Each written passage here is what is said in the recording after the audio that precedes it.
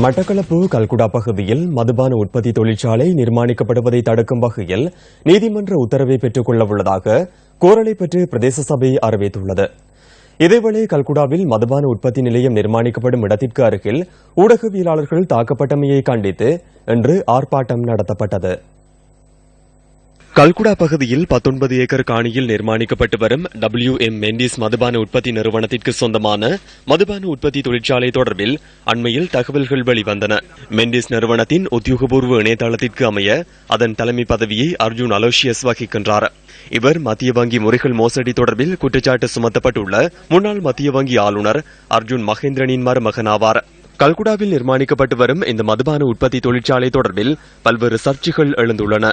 இந்த மதுபான உற்பத்தி நிலையம் நிர்மாணிக்கப்பட்டு வருகின்ற பகுதியில் நியூஸ் ஃபர்ஸ்ட் பிராந்திய செய்தியாளர் நல்லதம்பி நித்யானந்தன் மற்றும் சுதந்திர ஊடகவியலாளரும் வீரகேசரி பத்திரிகையின் பிரதேச ஊடகவியலாளருமான புண்ணியமூர்த்தி சசிகரன் ஆகியோர் கடந்த செவ்வாய்க்கிழமை தாக்கப்பட்டனர். இந்த தாக்குதல் சம்பவத்தை கண்டித்து மட்டக்களப்பு மாவட்ட தமிழ் ஊடகவியலாளர் ஒன்றியம் ஏற்பாடு செய்திருந்த ஆர்ப்பாட்டம் மட்டக்களப்பு காந்தி பூங்காவில் இன்று முன்னெடுக்கப்பட்டது. தாக்குதலுடன் தொடர்புடையவர்கள் குறித்து நீதி விசாரணை நடத்தப்பட வேண்டும் என இதன்போது வலியுறுத்தப்பட்டது.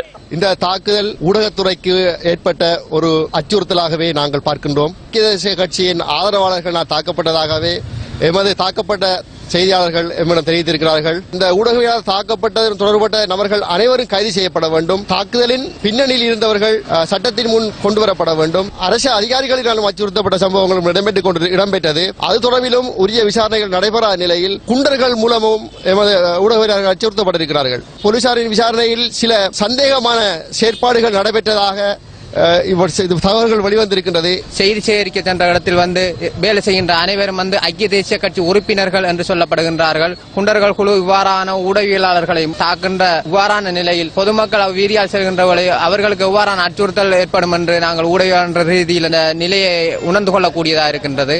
எம்மீது கொலைவரி தாக்குதல் நடத்திய 6 பேரில் 2 தான் கைது செய்யப்பட்டுள்ளார்கள். ஆகவே 4 பேரை கைது செய்ய வேண்டும். ஊடக சுதந்திரத்தை உடனடியாக உறுதிப்படுத்த வேண்டும்.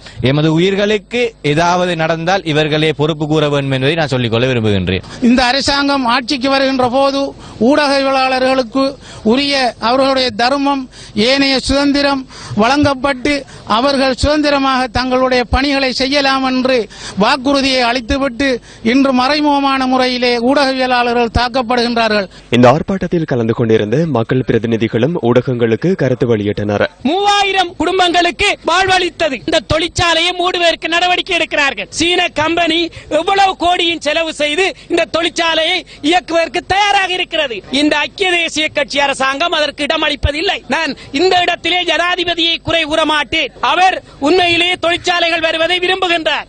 ஆனால் இந்த ஐக்கிய தேசிய கட்சி அரசாங்கம் இந்த தேசிய கடதாசி கம்பெனி போன்றவற்றை மூடிவிட்டு மதுபான தொழிற்சாலையை கொண்டு வந்து வடக்கு கிழக்கிலே யுத்தத்தால் தமிழ் பேசும் மக்கள் அழிந்தார்கள். அடுத்தபடியாக மதுபானத்தால் இவர்களது வாழ்வாதாரத்தையும் வாழ்க்கையையும் உயிரையும் அளிப்பதற்கு அவர்கள் திட்டமிடுகின்றார்கள்.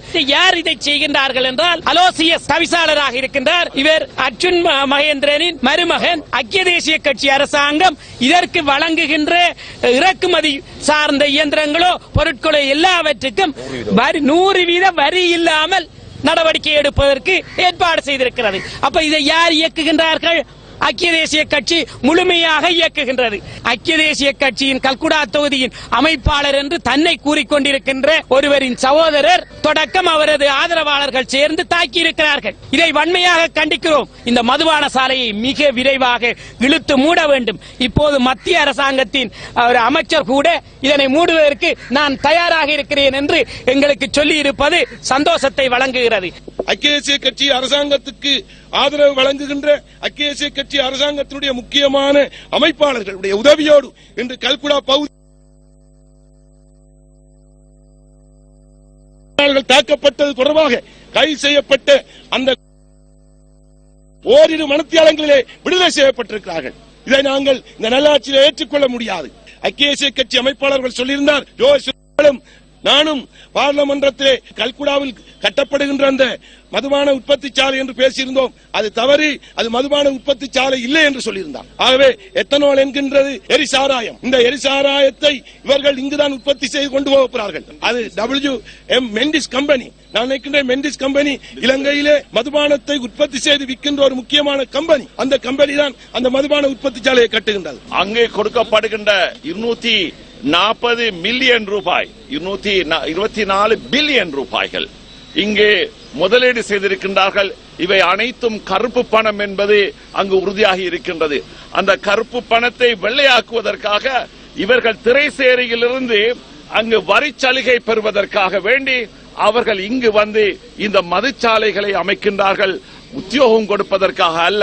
UMPE சார்பாக கடந்த அரசாங்கத்தை புரட்ட வேண்டும் என்பதற்காக அவர்களுக்கு பணத்தை ஒதுக்கினார்கள் என்பதற்காக இவர்கள் ஆட்சியில் வந்தவுடன் எங்களது பகுதிகளே வந்து இப்படி அநியாயமான முறையில் எங்களது மக்கள் மத்தியிலே மதுபானத்தை அறிமுகப்படுத்தி அதன் மூலமாக இவ்வாறமான அனாச்சாரமான விஷயங்களை செய்வதை நாங்கள் ஒருபோதும் அரசியல் ரீதியாக மட்டுமல்ல, ஆத்மீக ரீதியாகவே நாங்கள் வெறுப்பவர்கள். இது மதுபான சாலை அல்ல. இங்கு மட்டக்களப்பு மாவட்டத்திலே கிழக்கு மாகாணத்திலே உள்ள மக்களுக்கு உத்தியோகம் கொடுப்பதற்காக அவர்களுக்கு இவ்வாறான விஷயங்களை செய்கின்றோம் என்கின்றார்கள். நிச்சயமாக அது முற்றிலும் பொய். ஐக்கிய தேசிய கட்சியிலே இருக்கக்கூடிய ஆதரவாளர்களே ஊடகவியலாளர்களை தாக்குகின்ற ஒரு மிக கேவலமான ஒரு அரசாங்கமாக இந்த நல்லாட்சி அரசாங்கம் இருக்கின்றது. நேரடியாக ஐக்கிய தேசிய கட்சியில் இருக்கின்ற மிகவும் விசுவாசமான ஆதரவாளர்கள் தான் அந்த கல்குடா தொகுதியிலே அந்த மதுபான சாலைக்கு உரிய அந்த இடத்தை எடுத்து அதை செய்து கொண்டிருக்கிறார்கள். கௌரவ ரணில் விக்ரமசிங்கே அவர்களை நாங்கள் வினயமாக கேட்பது, அவர் ஒரு நாட்டின் பிரதமர், அவரின் கட்சி, அவர் அந்த கட்சிக்கு தலைவராக இருக்கின்றார். ஆகவே இவ்வாறு நீங்கள் உங்கள் கட்சியை வளர்ப்பதற்கு இவ்வாறான கீழ்த்தரமாக மிகவும் மோசமான மதுபான சாலையை உற்பத்தி செய்து அதன் மூலமாக கட்சி வளர்க்க வேண்டுமா என்பதை நான் அவரிடம் பகிரங்கமாக கேட்கின்றேன். இப்பொழுது இந்த ஆட்சியிலே தகவல் அறியும் சட்டம் உருவாக்கிய பின்பு சுதந்திரமாக 2 பத்திரிகையாளர்கள் போய் தகவல் அறியும் போது இவர்களை தாக்கியதற்கு சட்ட நடவடிக்கை எடுக்க வேண்டும். நியாயபூர்வமான விசாரணைகளை செய்யப்பட வேண்டும். உண்மை நிலைமைகளை எங்களுடைய மக்களுக்கு எடுத்துச் செல்வதற்கு இப்படியான வன்முறை ஊடாக பத்திரிகையாளர்களை மௌனிக்கலாம் என்று சொல்லி இந்த அரசாங்கம் நினைக்கக்கூடாது. இந்த நிலையில் கல்குடா வெம்பு பகுதியில் மதுபான உற்பத்தி தொழிற்சாலை நிர்மாணிக்கப்படுவதை நிறுத்துவதற்கான நீதிமன்ற உத்தரவை பெறுவதற்கு கோரளைப்பற்று பிரதேச சபை நடவடிக்கை எடுத்துள்ளது. குறித்த நிறுவனம் பிரதேச சபையின் செயலாளராகிய எனக்கு எதிராக நீதிமன்ற நடவடிக்கைகளை மேற்கொள்வதாக சட்டத்தரணி ஊடாக எனக்கு லெட்டர் டிமாண்ட் அனுப்பியிருந்தார்கள். வாழச்சேனை கோரளைப்பற்று பிரதேச சபையின் சட்டத்தரணி ஊடாக நீதிமன்ற நடவடிக்கைகளை சந்திப்பதற்கு தயார் என்ற அடிப்படையிலும் கட்டட வேலைகளை உடனடியாக நிறுத்த வேண்டும் என்றும் கோரியிருந்தேன். அதன் பின்னர் எங்களுடைய கிழக்கு மாகாண கௌரவ முதலமைச்சர் ஹாபிஸ் நசீர் அவர்கள் நேற்று விசேட மணிப்புரை ஒன்றை எனக்கு வழங்கியிருந்தார்கள். இந்த கல்குடா பிரதேசத்தில் அமைக்கப்படுகின்ற இந்த எரிசாராய உற்பத்தி நிலையத்தை உடனடியாக தடை செய்வதற்கு மேலதிகமாக எதிர்காலத்தில் எந்த ஒரு அரசியல் சூழ்நிலையிலும் இந்த நிர்மாண வேலைகள் நடைபெறா வண்ணம் தடுக்கும் வகையில் நீதிமன்றத்தின் தடை உத்தரவு ஒன்றை பெற்றுக் கொள்ளுமாறு பிரதேச சபை பணித்திருந்தார்கள். நீதிமன்ற தடை உத்தரவு ஒன்றை பெற்றுக் கொள்வதற்கான நடவடிக்கைகளை பிரதேச சபை உடனடியாக மேற்கொண்டிருக்கின்றது.